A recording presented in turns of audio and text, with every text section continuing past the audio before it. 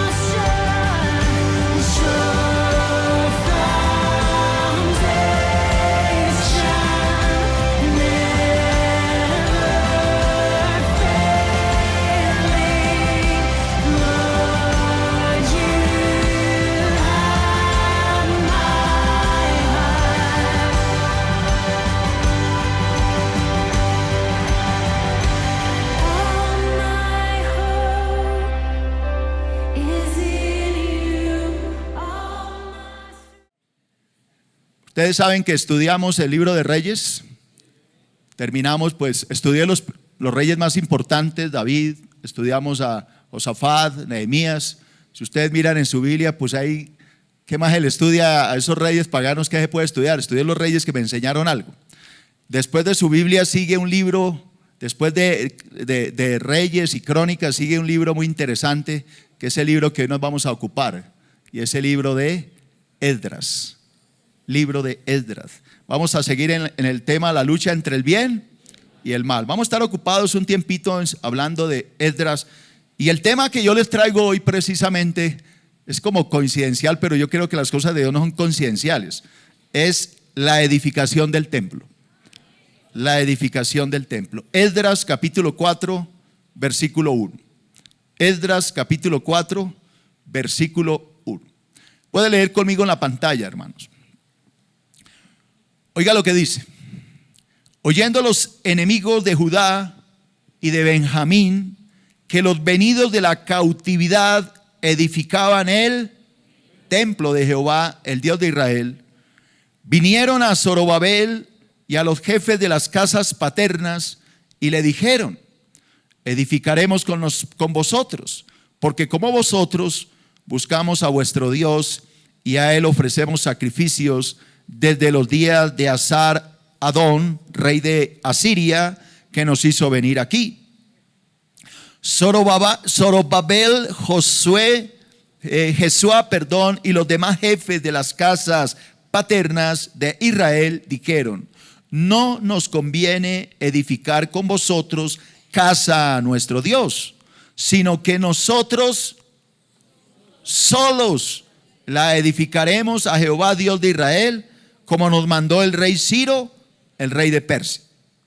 Pero el pueblo, el pueblo de la tierra intimidó al pueblo de Judá y lo atemorizó para que no edificara.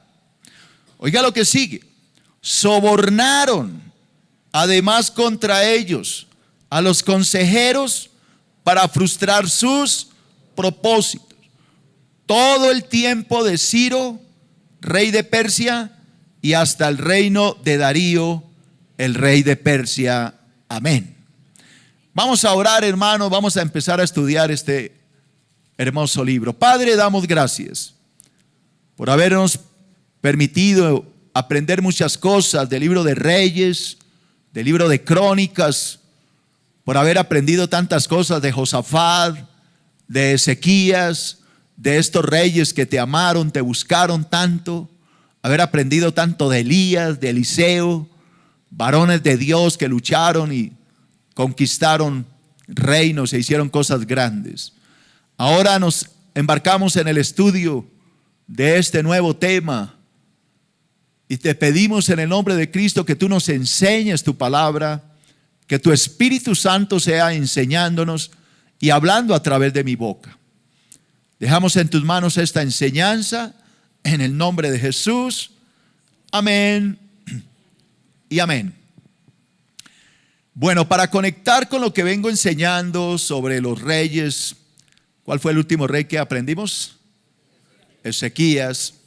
Después de Ezequías se levanta una serie de reyes que llevan a Israel a la catástrofe.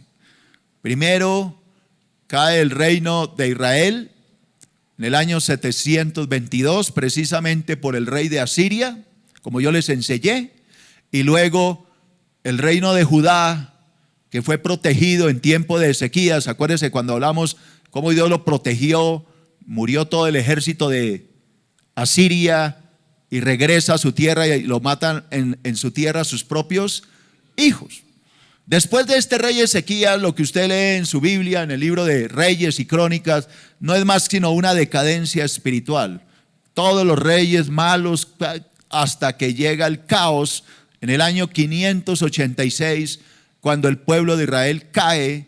Ya el pueblo de Judá, obviamente el pueblo de Israel fue llevado por Asiria, el pueblo de Judá cae en manos del pueblo babilonio por Nabucodonosor, rey de Babilonia. Eso es más o menos año 586 antes de Cristo.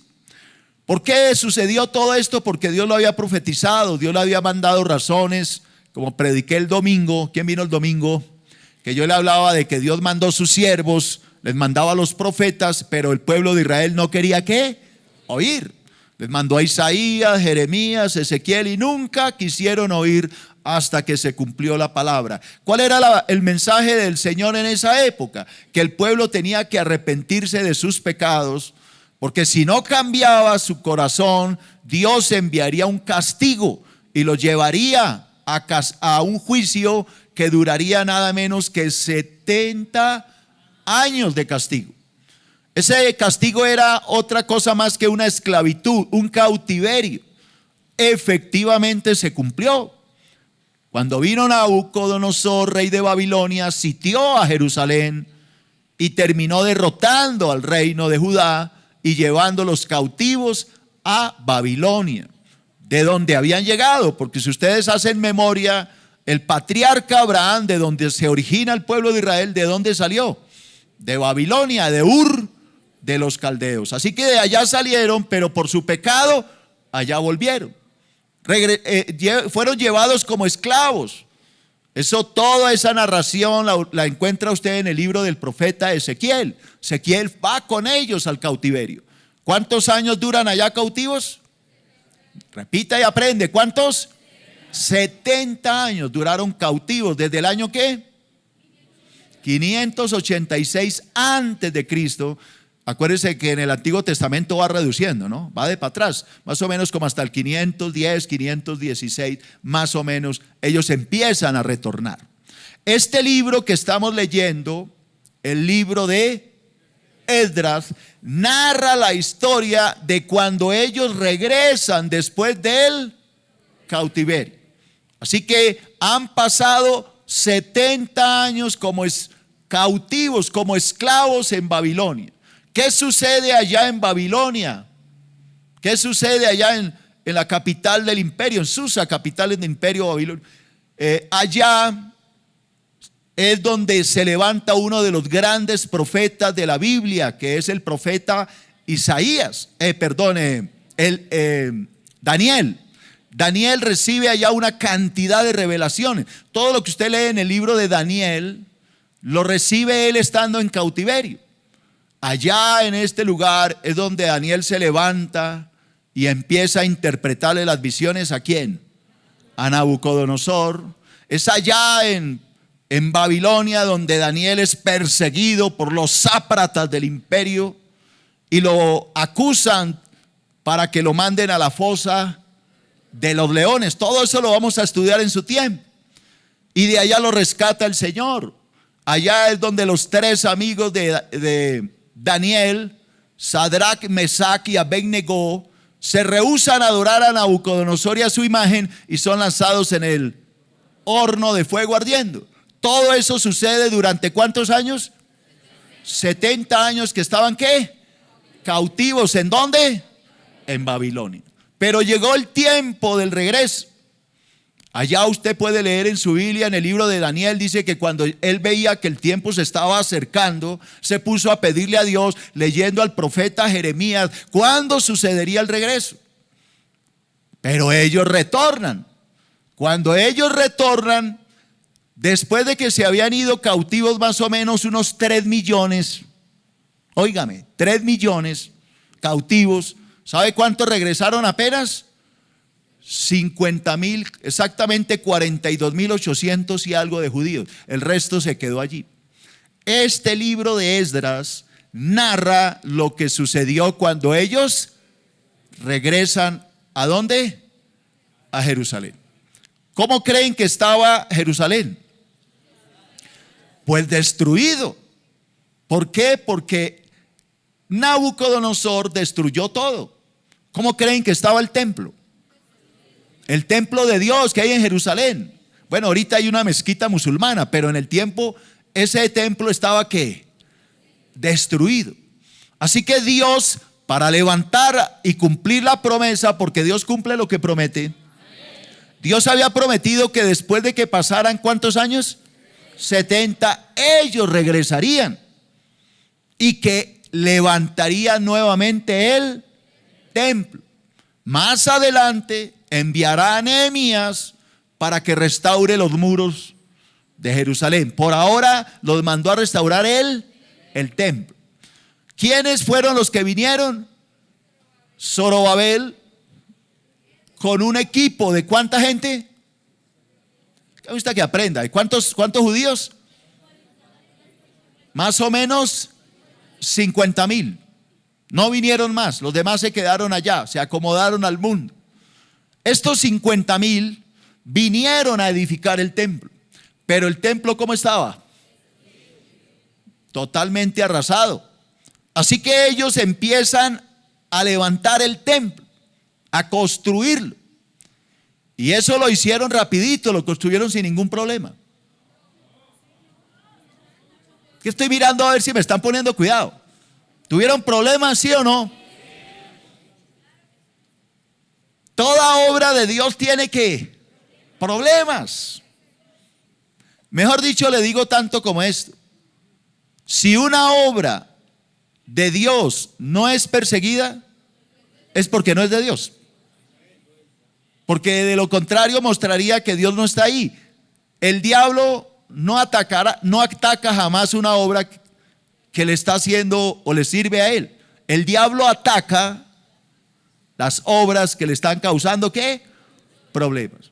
Este es el tema que vamos a tratar. Por eso este tema se llama la edificación del templo. Allá está en la pantalla.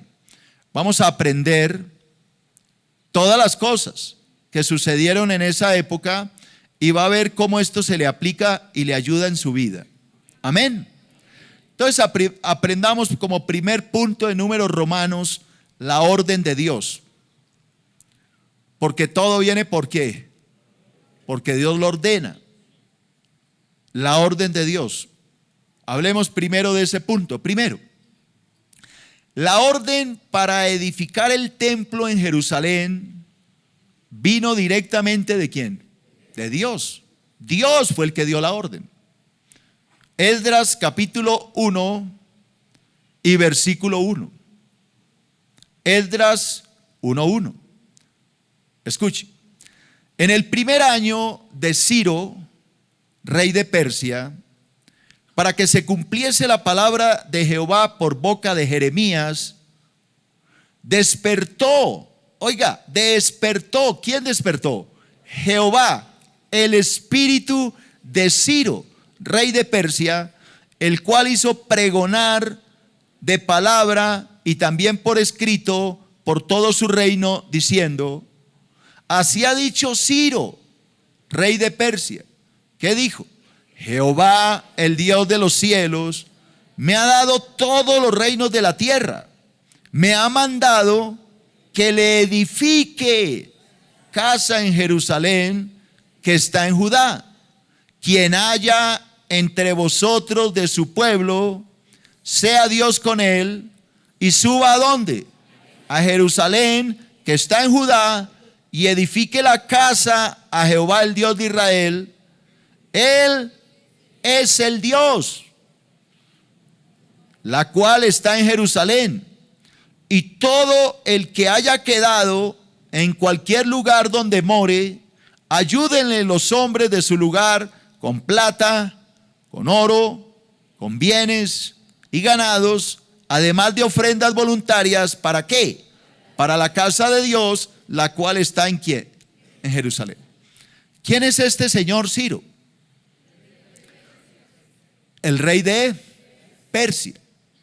Este rey, Dios lo había llamado, como ya lo voy a ver ahorita. Antes de nacer, Dios ya había profetizado que este señor Ciro iba a llegar a ser rey de Persia. Por medio del profeta Isaías, 200, oiga esto, 200 años antes de que naciera Ciro, Dios ya había anunciado que este señor nacería. ¿Cuántos años antes? 200. Cuando Ciro toma el poder, entonces se da cuenta de que había una profecía escrita 200 años antes de que él naciera, y eso lo deja a Ciro perplejo. ¿Cómo es posible que un Dios que él no conocía, porque este hombre obviamente no es judío, es un persa, este hombre queda aterrado? ¿Cómo así que de mí escribió un profeta judío de que yo nacería, y hace 200 años atrás? Cuando él lee las profecías, que ya las vamos a leer, este hombre queda aterrado, y es cuando él da la orden a todos los judíos que están esclavizados, que ya Nabucodonosor obviamente había sido derrotado, ahora el que gobernaba eran los persas, y les dice que pueden regresar para edificar el templo. Pero mire lo que Dios hace, hermano. Lo que yo le quiero mostrar es que Dios todo lo tiene fríamente calculado. Dios no juega a los dados, Dios todo lo hace perfecto. Dios no se equivoca ni un centímetro. Y este hombre, que ya ahora era el rey, ya no era Babilonia, ahora el reino dominante era ¿qué? Persia, ve esta profecía y da el edicto, y ellos regresan. Esto es maravilloso, hermano, que Dios se haya ocupado 200 años antes para preparar el regreso de su pueblo. Nos muestra de que Dios todo lo tiene bajo control, y que el día que nosotros nos pasemos para allá es porque Dios lo tenía perfectamente calculado, y ese día era el perfecto, no había otro día mejor. Ahora aplica eso a tu vida, porque vuelvo y le digo, aquí la idea no es aprender de Ciro y de Nabucodonosor y de todos los reyes, sino la idea es aprender algo para mí. ¿Qué te enseña todo eso? Que Dios tiene tu vida perfectamente trazada, que lo que Dios pone para ti es lo perfecto. A veces decimos, Señor, pero ¿por qué me pasa esto? Y el Señor dice, porque es lo mejor para ti. Dios no se equivoca contigo. Dios sabe por qué estás pasando lo que estás pasando. Cuando miramos para atrás y recordamos todo, es que nos damos cuenta de que el Señor es maravilloso. Maravilloso. Segundo, la orden de Dios fue dada a Ciro. Pero mírelo, ¿cuántos años? 200 años antes de que hubiera nacido. Dios ya había anunciado que eso iba a pasar. Eso es maravilloso, hermano. Así que Dios sabe qué te va a pasar. Desde antes de la fundación del mundo ya tiene una vida, tu vida está trazada por los planes de Dios. Oiga, Isaías 44:26. Isaías 44:26. Habla Dios, y mire lo que dice Dios. Yo, ese yo está en mayúscula. ¿Quién está hablando? Dios. el que despierta la palabra de su siervo, y oiga, y cumple el consejo de sus mensajeros. ¿Quiénes son los mensajeros de Dios? Los profetas. Que dice a Jerusalén: serás habitada, y a las ciudades de Judá, ¿qué dijo Dios?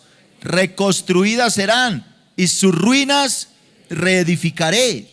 Que dice a las profundidades: secaos, y tus ríos haré secar. Oiga, versículo 28, que dice Dios de Ciro: es mi pastor y cumplirá. Oiga, cumplirá, está hablando del futuro, todo lo que yo quiero. Al decir a Jerusalén: serás edificada, y al templo serás fundado. Oiga lo que Dios dijo. Dios dijo que se levantaría un hombre llamado como Ciro, que él cumpliría la voluntad de Dios, y este hombre daría la orden para que su templo fuera ¿qué? Reedificado. Ahora lea Isaías 45. Vamos a ver la profecía 200 años antes de nacer este hombre. Isaías 45:1. Así dice Jehová a su ungido. ¿A quién? A Ciro, el cual tomé yo por la mano derecha. ¿Para qué? Para sujetar naciones delante de él, y desatar lomos de reyes, para abrir delante de él puertas, y las puertas no se cerrarán. Yo iré, dice Dios, delante de ti. Le está diciendo el Señor a Ciro: yo iré delante de ti, Ciro.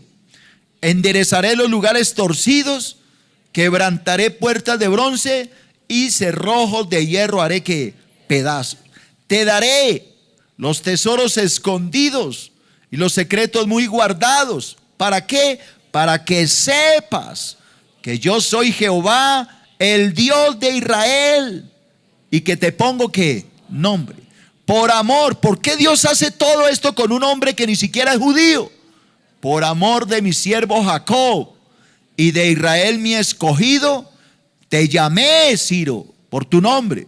Te puse sobrenombre, oiga, aunque no me conociste.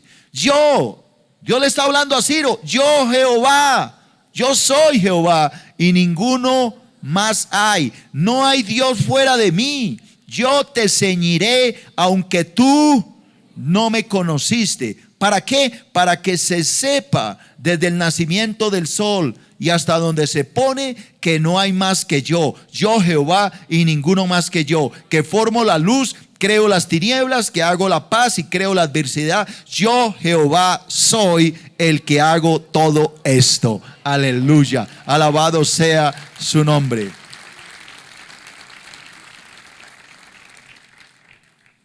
Póngase usted a pensar que yo lo devolvamos en el tiempo, ¿no? Suponga que usted es Ciro y que llega el profeta y le dice: rey, ¿sabía de usted que hay un Dios en los cielos que escribió hace 200 años de que usted iba a nacer?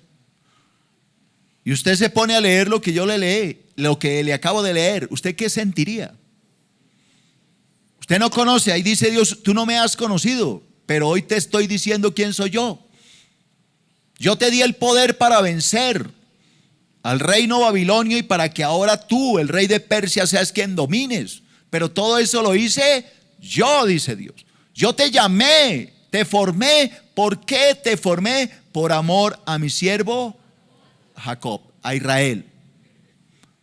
Es increíble, hermano. ¿Qué es lo que yo te quiero enseñar con esto?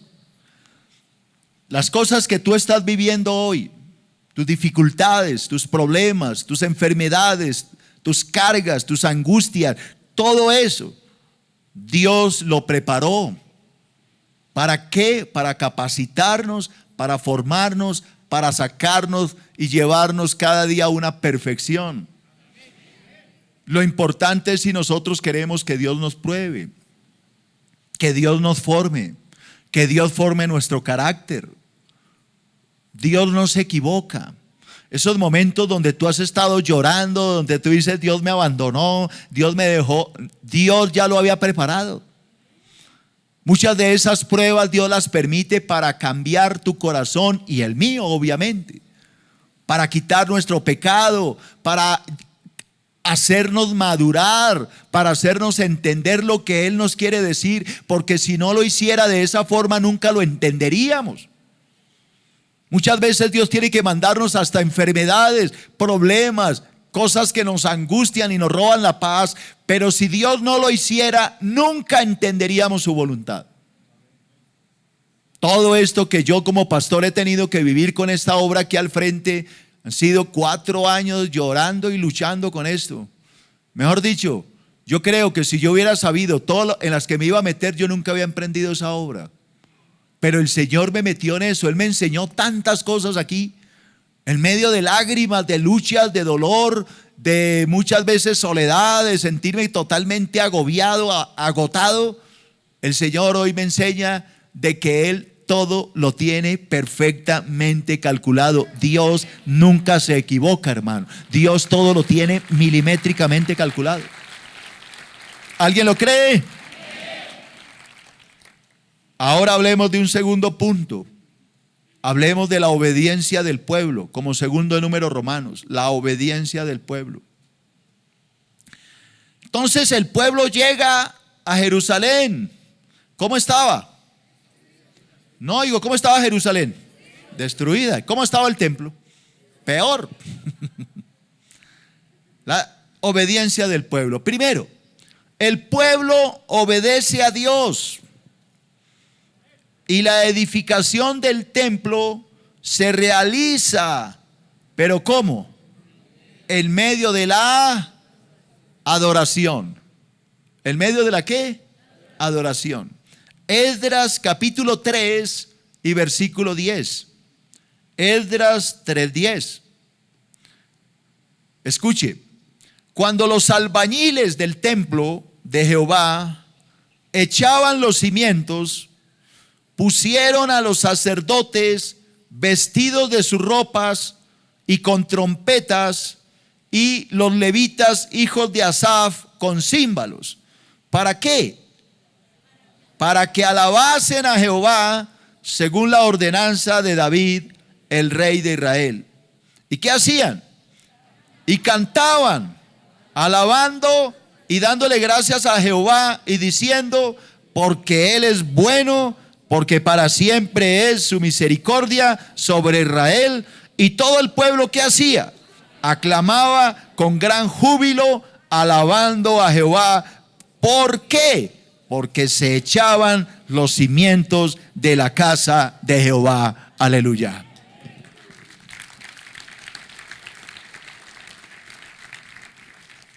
Voy a preguntarle algo a los santos.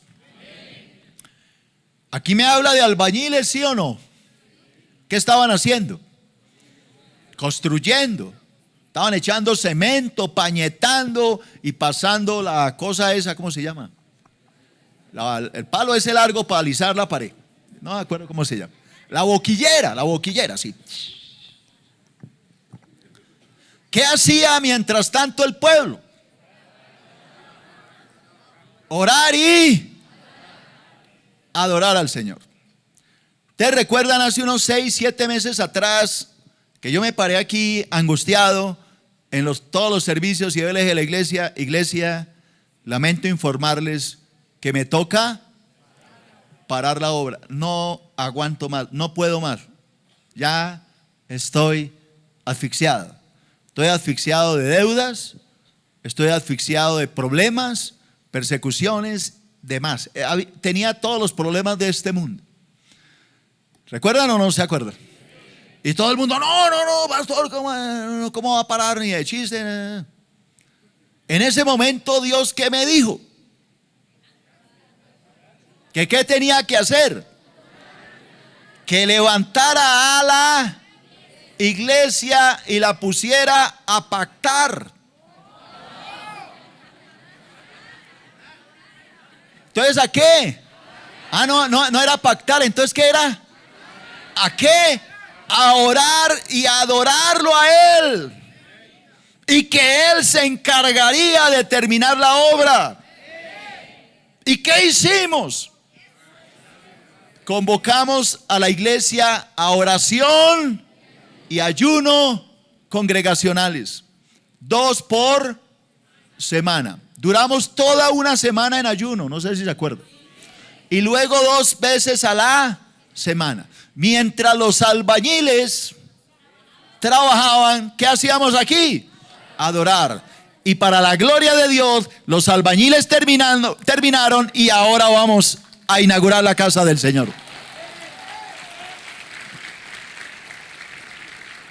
Ahora yo le digo, ¿se aplica esto a nosotros?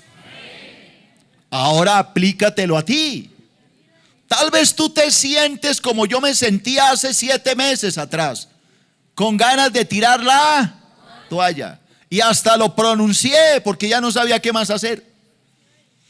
¿Cuál sería la salida para ti en tu problema? No oigo. Orar y adorar.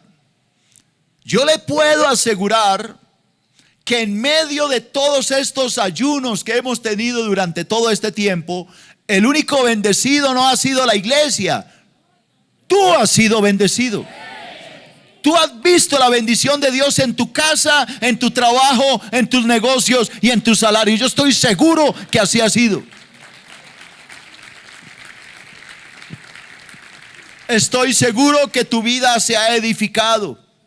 Estoy seguro que hoy eres más espiritual que hace 7 meses. Entonces, ¿por qué vienen las pruebas y por qué a veces sentimos que todo se derrumba? Porque dejamos de orar y adorar. Por eso la palabra dice, cuando los albañiles del templo de Jehová echaban los cimientos, pusieron sacerdotes para que cantaran, alabaran con símbolos. ¿Qué fue lo que yo le pedí a los sacerdotes de la iglesia? A los adoradores, a los sacerdotes intercesores, a los sacerdotes que acompañaran de cualquier ministerio. Nos reunimos los sacerdotes a pedir el favor de Dios y hoy vemos que Dios sí responde cuando se le da el lugar que Dios se merece. Ahora, si tú no has encontrado respuesta, por ejemplo, tú que estás en tu casa, ahorita ya estás allá en tu casa viéndome por internet, tú dices, pastor, pero a mí, ¿por qué Dios no me ha respondido? Porque tú estás en tu casa, mientras que nosotros estamos aquí. Aquí está lloviendo, hermano, está haciendo frío, pero estamos aquí. Estamos pagando un precio. Tú estás allá calientico, ¿cierto que las sopas de pasta estaba chévere, ¿sí o no? Estás ahí rico, estás viéndome por internet, estás cómodo, pero hoy te reto a que busques a Dios en oración y ayuno y verás la gloria del Altísimo. Alabado sea el nombre de Jesús. Dile a tu hermano, hay que pagar un precio, hermano. Que todo lo queremos fácil. Y a veces las cosas cuestan, hermano. Cuestan. Hay que lucharlas. No oigo un amén. Las cosas hay que ¿qué? Hay que lucharlas, hermano. ¿Listo? Entonces, segundo, el pueblo obedece a Dios. Y la edificación del templo se realiza con espíritu de arrepentimiento. Yo le voy a mostrar que no me estoy inventando esto. Todo esto sucedió. El pueblo obedece a Dios. Y la edificación del templo primero se hizo con adoración, pero también se hizo con espíritu de ¿qué? De arrepentimiento. Se lo voy a demostrar. Esdras 3:12. Esdras 3:12. Oiga. Y muchos de los sacerdotes, ¿hay sacerdotes aquí? ¿Ustedes sí sabían que ustedes son sacerdotes de Dios? Eso lo dice la palabra, hermano. Nosotros somos reyes y sacerdotes del Señor. Y muchos, oiga, muchos, no poquitos, muchos de los sacerdotes, de los levitas y de los jefes de las casas paternas, los ancianos que habían visto la casa primera, viendo echar los cimientos de esta casa, ¿qué hacían? Lloraban en alta voz, mientras muchos otros daban grandes gritos de alegría. Oiga, y no podía distinguir el pueblo el clamor de los gritos de alegría, no lo podían distinguir con la voz del lloro, porque clamaba el pueblo con gran júbilo y se oía el ruido hasta lejos. Le hago una pregunta: ¿por qué mientras unos gritaban y cantaban de alegría, otros lloraban y no paraban de llorar? Alguien explíquemelo. ¿Qué sentían esos que lloraban y lloraban y lloraban? ¿Por qué lloraban y lloraban y lloraban? Porque algo los estaba moviendo por dentro. Había un espíritu de ¿qué? Arrepentimiento. Había un espíritu de decir: esto fue derribado por mi culpa. Aquí tengo yo harto que ver. Había un espíritu de dolor. O sea, era una mezcla, era una vaina confusa. Mientras otros estaban felices, otros estaban ¿qué? Llorando. Estaban recordando las barbaridades que habían hecho durante la edificación del templo, o las causas que la llevaron a su ruina. Y esto es importante entenderlo, hermano, porque el Señor ha estado hablando muy fuertemente a los ministerios, fuerte. Les ha estado diciendo que salgan de ahí los que están en pecado. Algunos han obedecido y se han ido, y gloria a Dios, han salido, por lo menos fueron inteligentes. Pero hay otros temerarios que están ahí, y ellos están convencidos de que Dios los va a dejar ahí siempre. Pero déjeme decirle que cuando una persona sale por su voluntad, Dios la restaura, pero no la avergüenza. Pero cuando alguien es tan temerario de quedarse ahí, Dios lo avergüenza para enseñarle que con él no se juega. Así que, hermanos, es importante entender esto. Uno puede estar jugando con Dios, o sea, pecando, rezando y empatando. Ese cuento realmente no es cierto. Uno con Dios o es o no es, porque Dios llama y exhorta, pero va a llegar un momento en que Él le pase la cuenta. Aquí yo veo a una cantidad, me dicen, sacerdotes, levitas, jefes de las casas, ancianos. Pero lo que no han visto es lo que sigue después, que habían visto la casa primera. Así que estos hombres eran viejos en el ministerio.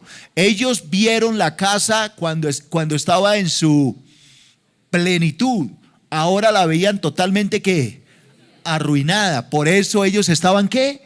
Llorando, desconsolados. Le hago una pregunta: ¿por qué lloraban? Porque ellos sabían que los causantes de esa ruina eran ellos mismos. ¿Qué había ahí? Arrepentimiento, un espíritu de condenación. Ellos miraban a los jóvenes. Yo me imagino a los jóvenes felices. Ay, empezó la construcción. Y los abuelos decían: esto nunca debió haberse caído.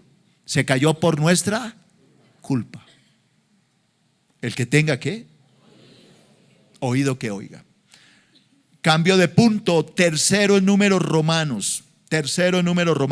La oposición de los enemigos. La oposición de los enemigos. Hermano, aprenda esto. Cuando usted emprende una tarea para Dios, si de verdad es para Dios, debe esperar ¿qué? No oigo, oposición. Que hay gente que es muy ignorante y dice: pero ¿por qué les pasa tanto esto? Porque es ser que están en pecado. Eso es falta de entendimiento, hermano. Una obra de Dios siempre está ¿qué? Perseguida. Se lo voy a demostrar, esto no está hablando nomás. Primero, los enemigos de Israel utilizaron el engaño para tratar de frenar la edificación del templo. ¿Qué utilizaron, perdón? El engaño. Esdras 4:1, que fue con el tema que empecé. Esdras 4:1. Oyendo los enemigos de Judá y de Benjamín que los venidos de la cautividad edificaban el templo de Jehová, el Dios de Israel, vinieron a Zorobabel y a los jefes de las casas paternas y les dijeron, acuérdense que los que vinieron fueron enemigos, no amigos, eran enemigos. ¿Qué les dijeron? Edificaremos con vosotros, porque como vosotros buscamos a vuestro Dios y a Él le ofrecemos sacrificios desde los días de Esar Adón, rey de Asiria, que nos hizo venir acá. Zorobabel, Jesuá y los demás jefes de las casas paternas de Israel dijeron, no nos conviene edificar con vosotros casa a nuestro Dios, sino que nosotros solos la edificaremos a Jehová, el Dios de Israel, como nos mandó el rey Ciro, el rey de Persia. Présteme su atención. Le repito, los enemigos de Israel eran enemigos, no amigos. ¿Qué utilizaron? El engaño. Estos enemigos se metieron allá dentro del pueblo de Dios, dizque para venir a ayudar a edificar. Le hago la pregunta, ¿realmente querían edificar? No. Ellos querían era destruir el templo. Pero se metieron, se camuflaron, se escondieron ahí para dañar. Le hago una pregunta, en especial a los hermanos que han venido con mucha frecuencia a los ayunos que llevamos haciendo durante todos estos meses. ¿Qué ha pasado durante todos estos meses? ¿Todos los que han venido aquí han sido hermanitos? ¿O ha venido por ahí uno que otro a hacer daño? ¿Quién nos tapó los sanitarios allá y le metió unos tapones para que no bajara el agua y se regara? ¿Quién? ¿Eso lo hace un cristiano? No, eso lo hace el diablo. Envía a sus mensajeros. Parece que es, pero no es. Parece que es un cristiano, pero no lo es. Es un enviado del diablo. Siempre habrá oposición cuando usted está haciendo la obra de Dios. Cuando usted toma la decisión de servirle a Dios, no espere que lo aplaudan y lo feliciten y le digan qué chévere lo estás haciendo. Se le van a levantar, hermano. A veces su propia familia, si es que ya no le ha pasado. A veces su propio papá, su mamá, sus hermanos lo van a señalar y lo van a atacar porque usted ahora le sirve a Dios. Porque usted ahora no va a las pachangas que iba antes. Entonces ahora lo odian, ahora usted no es bienvenido, ahora usted lo miran como que usted ya es un estorbo. ¿A alguien le ha pasado algo parecido? ¿Ahora entiende? Esto se repetirá siempre porque esto es un principio espiritual. Ahí estaban los enemigos tratando de simular que venían a edificar, pero lo que querían era destruir. Segundo, los enemigos de Israel, vuelvo y repito, enemigos, utilizaron, primero era el engaño. ¿Qué más utilizaron? La intimidación para tratar de frenar la edificación del templo. ¿Qué utilizaron? ¿Qué es intimidar? Tratar de amenazar, asustar a alguien, intimidarlo para que no haga lo que Dios le mandó a hacer. Esdras 4:4. Esdras 4:4. Pero el pueblo de la tierra, ¿qué hicieron? Intimidó al pueblo de Judá y lo atemorizó para que no edificara. ¿Para que no qué? Edificara. Oiga, primero le dijeron, venimos a edificar con ustedes, queremos ayudarle. ¿Qué querían? Engañarlos. Como no pudieron, ellos le dijeron, no señor, no nos conviene edificar con ustedes, lo vamos a edificar solos. Entonces cambió la fachada de cordero a lobo o a león. ¡Ah, no! Entonces empezaron a amenazarlos. ¿A qué? A intimidarlos. Ahora yo le hago una pregunta. ¿Será que aquí ha sucedido algo diferente? Pues la misma vaina. Allá nos ya ha llegado como 20 veces la policía, pidiendo los papeles, a ver cómo cierran, la alcaldía, el Raimundo y todo el mundo, movilidad nos sacó los carros. ¿Qué es todo eso? Intimidación. Que tenía que terminar lo de los niños y hay amenazas y no sé qué, y persecución por todos lados. ¿Qué es eso? Intimidación. ¿Qué hemos hecho? Pues seguir orando, hermano, porque ¿qué más podemos hacer? Seguir orando y ayunando y clamándole a Dios para que nos dé la victoria.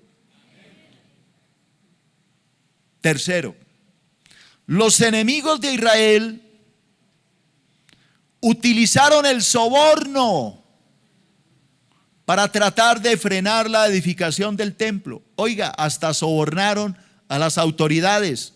¿Usted puede creer eso? ¿Eso está en la Biblia? Sí. Esdras 4:5. Esdras 4:5, hasta sobornaron. Mire, Esdras 4:5, ¿qué dice? Ayúdeme.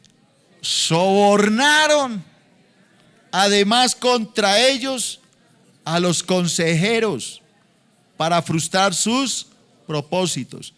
Todo el tiempo de Ciro, rey de Persia, hasta el reinado de Darío, el rey de Persia. Sobornaron a los consejeros. ¿A cuáles consejeros? Pues a la gente del gobierno, a la gente de la policía, a las autoridades, les pasaban el billetico. Pero hágame un favor, fréneme esa construcción. Mire a ver, mire, tome, pero fréneme eso. Mire a ver, tome, pero fréneme esa vaina. No me deje levantar eso. Cuarto, por medio de estas artimañas, el engaño, la intimidación, el soborno, todo lo que ya le enseñé, por medio de esas artimañas, oiga, el enemigo logró detener la construcción por 15 años. ¿Cuántos años? 15 años duró la obra parada. Así que no nos fue tan mal. Nosotros llevamos 4 años. Ellos duraron 15. Esdras 4:6. ¿Por qué yo digo que 15? Pues porque los cálculos de los reyes que estuvieron cuando paró y siguió la cronología marca 15 años. Oiga, y en el reinado de Asuero, en el principio de su reinado, escribieron acusaciones contra los habitantes de Judá y de Jerusalén. Los enemigos mandaron acusaciones contra el rey. ¿Cuáles acusaciones? Pues que estaban edificando un templo, que no sé qué. Todo eso lo estudiaremos más adelante. También en días de Artajerjes escribieron Bidlán, Mitridates, este man sí se quedó sin nombre, ¿no? Tabeel y los demás compañeros suyos, todos estos son enemigos, le escribieron al rey Artajerjes de Persia. Y la escritura del lenguaje de la carta era en arameo. Rehum, canciller, otro enemigo, Simsaí, secretario, escribieron una carta contra Jerusalén al rey Artajerjes. Mire otra persecución, Esdras 4:23. Esdras 4:23. Entonces cuando la copia, oiga, le mandaron la carta, ¿me entiende? Cuando la copia de la carta del rey Artajerjes fue leída delante de Rehum y de Simsaí, secretario, a esto ya les habían pasado la platica, sus compañeros fueron apresuradamente a Jerusalén, a los judíos, y escuche, les hicieron cesar con poder y violencia. La obra fue ¿qué? Parada. Entonces cesó la obra de la casa de Dios que estaba en Jerusalén, y oiga, quedó suspendida hasta el año segundo del rey Darío, el rey de Persia. Este rey Darío fue el que ayudó tanto a Daniel, de la fosa de los leones, que le dijo: Daniel, tu Dios te ha podido guardar de los leones. Ese Darío. desde Asuero, Artajerjes, todos esos reyes pasaron y el templo duró ¿qué? Parado. La obra quedó en sus cimientos, digámoslo, quedó en obra negra. ¿Cuántos años? 15. ¿Qué puedes tú aprender con todo esto? Que cuando tú te levantas a servirle a Dios, el enemigo se te va a levantar.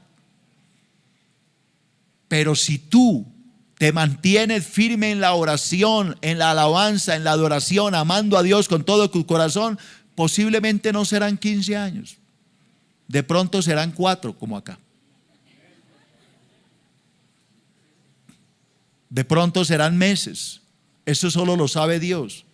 Yo lo único que les puedo decir es que después de esos 15 años, cuando yo retome mi tema, les voy a mostrar que cuando el pueblo comenzó nuevamente a adorar y a alabar a Dios, el templo fue terminado y la obra fue concluida. Alabado sea el nombre del Señor.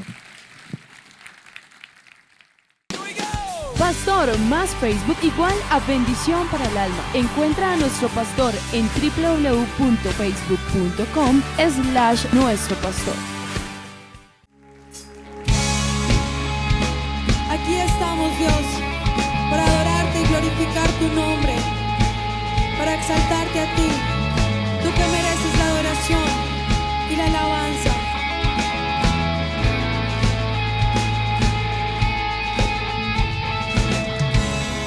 Aquí estoy ante ti, en tu amor busco tu verdad, sé que tu perfecta gracia me atrajo hacia ti. Por ti vivo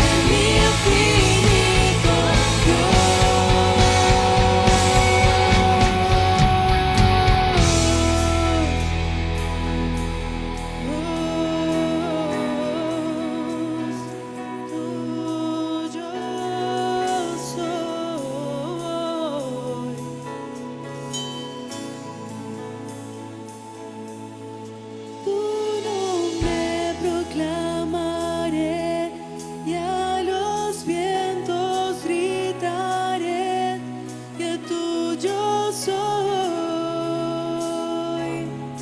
tuyo.